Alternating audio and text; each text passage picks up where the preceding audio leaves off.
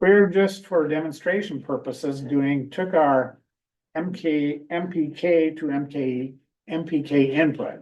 The program in here is different. I'm just going through the basic conceptual pieces that are new. By default, Java, Python, C++, all other programming languages have a certain amount of instructions built into the basic standard library. Because you don't need to have every bit of code in there, because much stuff you're never going to use. However, just like in Python, we're going to import the scanner module, which allows us to scan the keyboard and pick up what letters you've typed or numbers or whatever. That's why it's called the scanner. So we're going to create a scanner object. Ooh. So we do scanner, whoops, because that's the name of our, it should actually be over here. Scanner is the name of our library, right up here. And we're going to create a scanner object, remember from object-oriented programming in Python? Mm-hmm. So that scanner object contains all the code that came in this scanner library. But you declare objects a little differently in Python, in Java, of course, just because they want to be unique. Well, the scanner can get information from lots of places. We wanted to get it from the system.in. Remember our printing does system.out. System.in means we're getting input. And we're getting input from the default input. And the default input is always the keyboard. Just like the default output is always the console. You can redirect those things, but at this point, we're not going to do that. So now we have a scanner object where we can scan a keyboard and bring in information.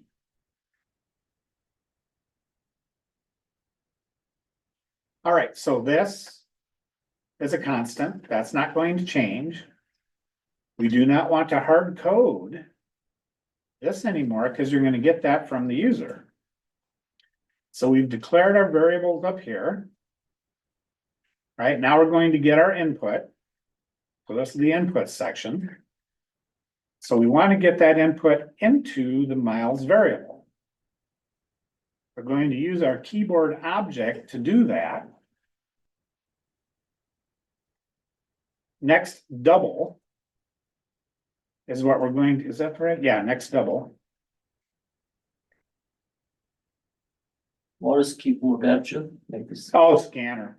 I put keyboard in there because typically I don't call it scanner. Typically I call it keyboard. It doesn't matter what you call it. Yeah, as long as they match. I typically call it, I don't know why I have scanner in there. Oh no, I have keyboard in my program. I just typed in scanner. That was my mistake. I usually call it keyboard, but that's just a convention. Meaning some people will type in scanner in lowercase. I like to call it keyboard because then you know what the system in is, it's keyboard. So what this means is that this is scanning and watching the keyboard as you're typing until you press the enter key. Once you press the enter key, all of that gets dumped in the scanner and then assigned to this. And then this variable now has the value that you typed in before you press the enter key. What the type of the variable will be? It will be a double? Or? Double, because we declared the miles ahead of time. Oh, okay. We declared miles as a double. And what if I press the character on my keyboard, what will happen? It'll explode. It'll create an exception. Okay. Which we'll do exception handling later on. Right now, just type in the right stuff. But yes, if you don't type in the right type of data, like Python will interpret it most of the time and you'll be fine. It automatically adjusts the variables in the back end. With statically typed, which is what it's called, statically typed languages, once we declare miles as a double, it's always a double. You can't change it. And the next double method specifically is designed to bring in doubles, or there'll be a next int or a next string. So we have to be specific with our data types, which is part of what makes these languages faster than Python, is Python has to do work in the background to say, what kind of a variable is this? Oh, this is a double. And so there's computer cycles that are wasted. But from all the stuff we're going to do, you'd have to be pretty, yeah, we're not gonna see any difference in real life, cause our computers are so fast. Now, if you're doing facial recognition of 1 million people, then you probably would notice the difference if you ran it C versus Python. But we're not gonna do anything quite like that.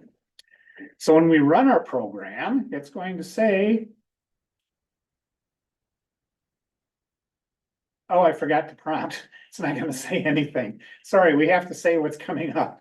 All right, so I have to prompt it. Yes, I need a system dot out, because otherwise, how do you know what to do, right? I forgot the prompt. System dot out dot println. Then we have to say enter miles per gallon.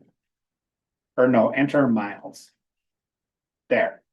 Now you've prompted the user for what they're supposed to type in. Oh, and with a prompt, ln does what's called a carriage feed. So ln means that the next line is down here. If you're doing a prompt, most people are used to seeing where you're supposed to type be right next to it. So let me give an example here. What we're used to doing is being able to type right there. If you did println, it's gonna kick it down to here. Okay. So if I put in 100, it's happy.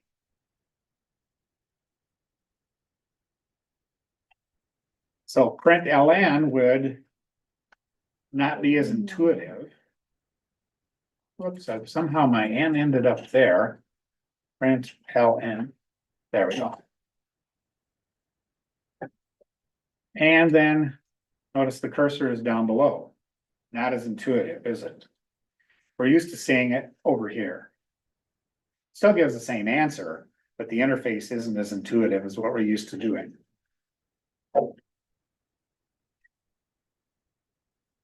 And then if we do what Mikhail suggested is, what happens if we don't type in a double?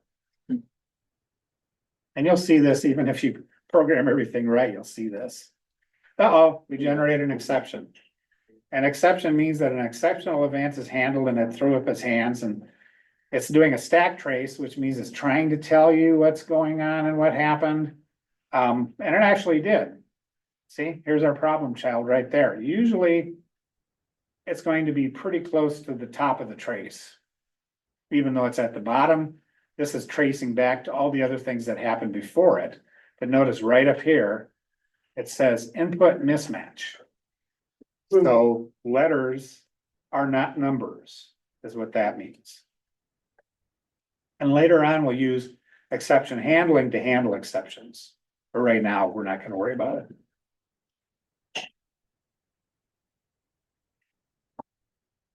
Or we can add something. So Go ahead.